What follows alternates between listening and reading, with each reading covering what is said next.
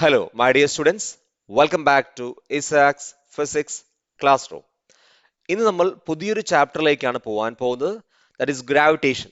ഗ്രാവിറ്റേഷനിൽ universal law of gravitation എന്ന concept ആണ് നമ്മൾ ഇന്ന് ഡിസ്കസ് ചെയ്യുന്നത്. ഗ്രാവിറ്റേഷൻ എന്ന ചാപ്റ്ററിൽ ഒരുപാട് കൺസെപ്റ്റുകൾ പഠിക്കാനുണ്ട്.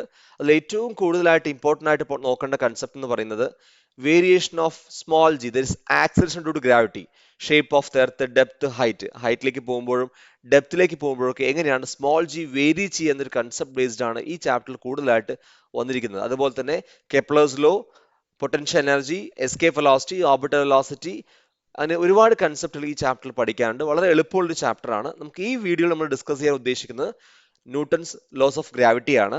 ന്യൂട്ടൺസ് ലോസ് ഓഫ് ഗ്രാവിറ്റിയുടെ വെക്ടർ ഫോം കൂടി നമ്മൾ ഈ വീഡിയോയിൽ ഡിസ്കസ് ചെയ്യുന്നത്. നമുക്ക് നേരെ വീഡിയോയിലേക്ക് കിടക്കാം. Universal law of gravitation is also known as Newton's laws of gravitation. According to universal law of gravitation, every body in the universe attracts every other body with a force which is directly proportional to the product of their masses and inversely proportional to the square of the distance between them. അപ്പോൾ universal law of gravity or Newton's loss of gravity പറയുന്നത് ഇത്രയേ ഉള്ളൂ. പ്രപഞ്ചത്തിലെ എല്ലാ മാസുകളും പരസ്പരം attract ചെയ്യും. Every body in the universe attracts every other body with force which is directly proportion. അതായത് അതിന്റെ പ്രൊഡക്റ്റ് എന്ന് പറയുന്നത്, ഫോഴ്സിന്റെ മാഗ്നിറ്റ്യൂഡ് എന്ന് പറയുന്നത് product of their masses. Mass കൂടിക്കഴിഞ്ഞാൽ ആ ഫോഴ്സ് കൂടും, ദൂരം ഡിസ്റ്റൻസ് കൂടിക്കഴിഞ്ഞാൽ ആ ഫോഴ്സ് കുറയും. So the mathematical expression F proportional to m1 m2 by r square, F is equal to g m1 m2 by r square. G is known as universal gravitation constant and its value is 6.67 into 10 raised to minus 11 newton metre square per kilogram square. നമ്മൾ dimension നോക്കിയാണ് dimension പഠിക്കുമ്പോൾ M raise to minus 1 L cube to raise to minus 2. അപ്പോൾ universal gravitation constant proportionality constant ശ്രദ്ധിക്കണം. അതൊരു constant ആണ്. It does not depends on medium. നമ്മൾ last discuss ചെയ്യും അത്. കാരണം ഇലക്ട്രോസ്റ്റാറ്റിക് ഫോഴ്സുകൾ ഡിസ്കസ് ചെയ്യുമ്പോൾ നമ്മൾ പഠിച്ചിട്ടുണ്ടാവും. അവിടെ കോൺസ്റ്റൻസിന് മീഡിയം ഡിപ്പെൻഡന്റ് ആണ്, അവിടെ മീഡിയം ഇൻഡിപെൻഡന്റ് ആണ്. ജി എന്ന് പറയുന്ന വാല്യൂ ഈ നമ്മുടെ എൻറ്റയർ യൂണിവേഴ്സിൽ 6.67 raise to minus 11 newton metre square per kilogram square ആണ്. അപ്പൊ ഇതാണ് ന്യൂട്ടൺസ് ലോസ് ഓഫ് ഗ്രാവിറ്റിയുടെ സ്റ്റേറ്റ്മെന്റും മാത്തമാറ്റിക്കൽ എക്സ്പ്രഷൻസും. Law of gravitation in vector form. ഇനി ഇതിന്റെ വെക്ടർ ഫോം എങ്ങനെ നോക്കാം. കാരണം പറയാം ഫോഴ്സ് വെക്ടർ ആണ്. അപ്പൊ Newton's loss in vector form എങ്ങനെ എഴുതാൻ നോക്കാം. അപ്പൊ ഈ വെക്ടർ ഫോം എഴുതാനുള്ള കാരണം ഇതിൽ നമുക്ക് ക്വസ്റ്റ്യൻസ് പ്രോബ്ലം ചെയ്യാൻ വരാറുണ്ട്. അതുപോലെ തന്നെ is it Newton's laws of gravity obeys Newton's third law of motion, that is action reaction, ആ ലോ ഒബേ ചെയ്യോ എന്നൊരു ക്വസ്റ്റ്യൻ വരികയാണെങ്കിൽ അത് എങ്ങനെയാണ് ചെയ്യാന്ന് കൂടി നമുക്ക് ഈ ഒരു എക്സ്പ്ലനേഷനിൽ മനസ്സിലാവും. അപ്പൊ നമുക്ക് രണ്ട് മാസ് ഉണ്ട്. അപ്പൊ m1 നിന്ന് m2ലേക്കുള്ള ദൂരം r12 ആണ്. തിരിച്ച് m2 നിന്ന് m1ലേക്കുള്ള ദൂരം r21 ആണ്. അപ്പൊ r12 r21 ക്യാപ്പ് കൊടുക്കാൻ കാരണം യൂണിറ്റ് വെക്ടേഴ്സ് ആണ്, ഡയറക്ഷൻസ് ആണ് കൊടുത്തിരിക്കുന്നത്. അപ്പൊ 1 നിന്ന് 2ലേക്കുള്ള ദൂരം r12, 2 നിന്ന് 1ലേക്കുള്ള ദൂരം r21. Force acting on the first body by the second body. അപ്പൊ ഇത് എഴുതുമ്പോൾ ശ്രദ്ധിക്കണം F12 എന്ന് പറയുമ്പോൾ ശ്രദ്ധിക്കേണ്ട ഒരു കാര്യം, force acting on the first body, ഏത് ബോഡിയിലാണോ ഫോഴ്സ് ആക്ട് ചെയ്യുന്നത് അതാണ് ആദ്യം എഴുതുന്നത്. ഏത് ബോഡി കൊണ്ടാണോ അത് രണ്ടാമത് എഴുതുക. അപ്പൊ F12 എന്ന് എഴുതി കഴിഞ്ഞാൽ force acting on the first body due to second body. അപ്പൊ സെക്കൻഡ് ബോഡി കൊണ്ട് ഫസ്റ്റ് ബോഡിയിൽ ഉണ്ടാവുന്ന force G m1 m2 by r square. Then r12 cap എന്ന് കൊടുക്കാൻ കാരണം ആ F12ന്റെ ഡയറക്ഷൻ ആണ് നമുക്ക് r12 കിട്ടുന്നത്. അപ്പൊ r12 എന്ന് പറയുമ്പോൾ ടുവേർഡ്സ് എന്താണ്, റൈറ്റ് ആണത്. Minus G m12 by r square r21 എന്ന് എഴുതാം. കാരണം r12ന്റെ ഡയറക്ഷനും r21ന്റെ ഡയറക്ഷനും ഓപ്പോസിറ്റ് ആണ്, പക്ഷെ ഈക്വൽ ആണ്. അതുകൊണ്ടാണ് അവിടെ മൈനസ് r21 എന്ന് എഴുതാൻ കാരണം. r12നെ നമുക്ക് എന്ത് ചെയ്യാം, മൈനസ് r21 എന്നും എഴുതാം. Similarly, the force acting on second body by the first. അപ്പോൾ നമ്മൾ ആദ്യം F12 എന്ന് എഴുതി, ഇവിടെ തിരിച്ചെഴുതണം. That is F21 is equal to g m1 m2 by r square and r21 is equal to minus g m12 by r2 r12. അപ്പോൾ നമ്മൾ first എഴുതിയത് പോലെ തന്നെ തിരിച്ചുവിടുന്ന ശ്രദ്ധിക്കുന്നത്.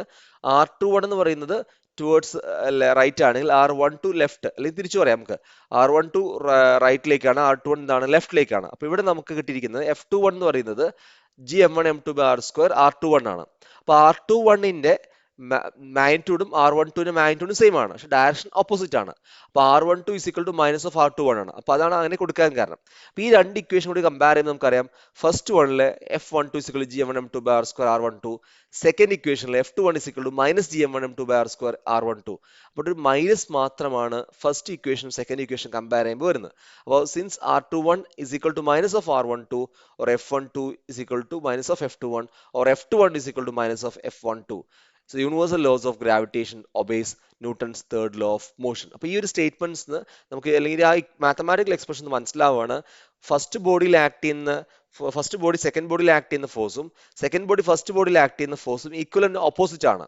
അപ്പോൾ ഈ ഒരു കാരണം കൊണ്ട് നമുക്ക് പറയാം ഈ ന്യൂട്ടൺസ് ലോസ് ഓഫ് ഗ്രാവിറ്റി എന്ത് ചെയ്യും, Newton's action and reaction that's laws of third law എന്ത് ചെയ്യുന്നുണ്ട്, ഒബേ ചെയ്യുന്നുണ്ട്. പക്ഷെ പ്രത്യേകം മനസ്സിലാക്കണം, ഫോഴ്സ് ആക്ട് ചെയ്യുന്നതും റിയാക്ഷൻ ഉണ്ടാവുന്നതും ഡിഫറെന്റ് ബോഡീസിലാണ്. So they never cancel each other എന്ന സ്റ്റേറ്റ്മെന്റ് കൂടി നമ്മൾ എന്ത് ചെയ്യും, ഇവിടെ ഓർത്ത് വെക്കണം. Next, important characteristics of gravitational force. എന്തൊക്കെയാണ് ഗ്രാവിറ്റേഷൻ ഫോഴ്സിന്റെ characteristics? First one, it is always attractive in nature. നമ്മൾ ഓൾറെഡി പഠിച്ചാണ് ഫസ്റ്റ് ചാപ്റ്ററിൽ. അതായത് ഗ്രാവിറ്റി എന്ന് പറയുമ്പോൾ അട്രാക്ഷൻ നേച്ചർ ആണ്. കാരണം നമുക്ക് ഇലക്ട്രോസ്റ്റാറ്റിക് ഫോഴ്സ് ഒക്കെ അറിയാം, അട്രാക്ഷൻ ഉണ്ടാവും, റിപ്പൽഷൻ ഉണ്ടാവും. പക്ഷെ ഗ്രാവിറ്റിയെ സംബന്ധിച്ചിടത്തോളം it's always attractive in nature. It is a long range force. Electromagnetic force പോലെ തന്നെ ആ റേഞ്ച്, ഗ്രാവിറ്റേഷൻ റേഞ്ച് പറയുന്നത് ലോങ് റേഞ്ച് ആണ്. It's range is infinite. It is independent of the ഇന്നോവിംഗ് മീഡിയം. ദാറ്റ് ഈസ് ഏത് മീഡിയത്തിലാണ് ഇരിക്കുന്നത് അതിനെ ഡിപ്പെൻഡ് ചെയ്ത്. ഓൾറെഡി നമ്മൾ പറഞ്ഞു G universal gravitation constant does not depends on medium. അതായത് രണ്ട് മാസി ഒബ്ജക്ട്സ് എയറിൽ എങ്ങനെയാണോ അട്രാക്ട് ചെയ്യുന്നത് അതേപോലെ ആ ഡിസ്റ്റൻസിനോ മാസിനോ ചേഞ്ച് വരാതെ നമ്മൾ വേറെ ഏത് മീഡിയത്തിൽ കൊണ്ടുവച്ചാലും അതേ അട്രാക്റ്റീവ് ഫോഴ്സ് ഉണ്ടാവും. കാരണം അത് എവിടെയാണോ ഇരിക്കുന്നതിന് എന്ത് ചെയ്യില്ല, ഡിപ്പെൻഡ് ചെയ്തില്ല. അപ്പോൾ അത് അട്രാക്റ്റീവ് ആണ്, ലോങ് റേഞ്ച് ഫോഴ്സ് ആണ്. ഏത് മീഡിയത്തിലാണ് വെച്ചിരിക്കുന്നത് നോക്കില്ല, ഏത് മീഡിയം ആണെങ്കിലും ഫോഴ്സ് ഒരേപോലെ ആയിരിക്കും. It is independent of the presence or absence of the other nearby objects. രണ്ട് മാസസ് തമ്മിൽ ഒരു ഫോഴ്സ് ഓഫ് അട്രാക്ഷൻ ഉണ്ടെങ്കിൽ, വേറെ ബോഡി ഉണ്ടെങ്കിൽ ശരി, വേറെ ബോഡി ഇല്ലെങ്കിൽ ശരി, ആ ഫോഴ്സ് ഓഫ് അട്രാക്ഷന് യാതൊരു മാറ്റവും വരില്ല. കാരണം നമ്മൾ ഓൾറെഡി മുന്നത്തെ സ്റ്റേറ്റ്മെന്റിൽ പറഞ്ഞതിനെ കുറിച്ച് ഒന്നുകൂടി സപ്പോർട്ടീവായിട്ട് പറയുന്നത്. കാരണം മുന്നേ സ്റ്റേറ്റ്മെന്റ് പറയുന്നതാണ് രണ്ട് മാസസ് അല്ലെങ്കിൽ എല്ലാ മാസസും പരസ്പരം അട്രാക്ട് ഏത് മീഡിയത്തിലാണെങ്കിലും. അതിന് ഫോർത്ത് സ്റ്റേറ്റ്മെന്റ് കൂടി ഒന്നുകൂടി അതിനൊക്കെ സപ്പോർട്ട് ചെയ്ത് വരികയാണ്. അതായത് എത്ര വേറെ എന്ത് ഒബ്ജക്ട്സ് ഉണ്ടെങ്കിൽ തന്നെ ഈ രണ്ട് മാസസ് പരസ്പരം അട്രാക്ട് ചെയ്യുന്നതിന്റെ ഫോഴ്സിന്റെ മാഗ്നിറ്റ്യൂഡോ ഒന്നും എന്ത് വരില്ല, ഒരു ചേഞ്ച് വരില്ല. It is A inverse square law of force. Inverse square law എന്ന് പറയാൻ കാരണം നമുക്കറിയാം F proportional to 1/r square ആണ്. ദൂരം കൂടുന്തോറും ഫോഴ്സ് കുറയാണ്. അപ്പൊ ഇൻവേഴ്സ് സ്ക്വയറിലാണ്. Most of the forces are inverse square law ആണ്. നമുക്ക് പഠിച്ചതിലൊക്കെ ഇലക്ട്രോസ്റ്റാറ്റിക് ഫോഴ്സ് നമ്മൾ പഠിച്ചു F equal 1/4πε Q1 Q2/r square. അപ്പൊ ഇൻവേഴ്സ് സ്ക്വയർ ലോ, ഡിസ്റ്റൻസ് കൂടുന്തോറും എന്താണ് 1/r സ്ക്വയർ എന്ന ടേം വരുന്നതാണ് ഇൻവേഴ്സ് സ്ക്വയർ ലോ എന്ന് പറയാൻ കാരണം ഡിസ്റ്റൻസ് കൂടുന്തോറും ഫോഴ്സ് കുറയും. It is a central force since the force is acting along the line joining the centers of two bodies. അപ്പോൾ ഗ്രാവിറ്റേഷൻ ഫോഴ്സ് എന്ന് പറയുന്നത് സെന്റർ ഫോഴ്സ് ആണ്, because the force is acting towards the centers. It is a conservative force. Conservative force എന്ന് പറയാൻ കാരണം ഇവിടെ നമുക്കറിയാം path work ഡണിൽ പാത്ത് ഇൻഡിപെൻഡന്റ് ആണ്. എവിടെ നിന്നാണോ എടുത്ത് എവിടെ കൊണ്ടുവച്ച് it's only depend on initial and final point. അല്ലാതെ കൊണ്ടുപോയ പാത്ത് മുഴുവൻ എന്ത് ചെയ്യില്ല, അവിടെ നോക്കില്ല. അപ്പോൾ ഇതിൽ കൺസർവേറ്റീവ് പറയാൻ കാരണം വർക്ക് ഡൺ കാൽക്കുലേറ്റ് ചെയ്യുമ്പോൾ നമ്മൾ എന്താണ് ഇനീഷ്യൽ പോയിന്റ് ഫൈനൽ പോയിന്റ് മാത്രമേ എടുക്കുള്ളൂ. എൻറ്റയർ എന്താണ് ഏത് പാത്ത് എടുക്കില്ല. ദാറ്റ് ഈസ് പാത്ത് ഇൻഡിപെൻഡന്റ് ആണ്. It forms action reaction pair. That is the force are equal in magnitude but opposite in direction. നമ്മൾ last F12 is equal to F21 എന്ന സ്റ്റേറ്റ്മെന്റിൽ കൊണ്ടുവന്നാണ്. അത് action reaction pairs ആണ് ഒക്കെ അറിയാം. പക്ഷെ എപ്പോഴും മനസ്സിലാക്കണം ആക്ഷൻ റിയാക്ഷൻ പെയർ പിന്നെ ആക്ട് ചെയ്യുന്ന ഡിഫറെന്റ് ബോഡീസിലായതുകൊണ്ട് അത് ക്യാൻസൽ ചെയ്യില്ല. ഫോഴ്സ് ഈക്വൽ ആണ് ആൻഡ് ഓപ്പോസിറ്റ് ആണ്. അപ്പൊ ഇത്രയാണ് യൂണിവേഴ്സൽ ലോസ് ഓഫ് ഗ്രാവിറ്റേഷനെ കുറിച്ച് പറയേണ്ടത്.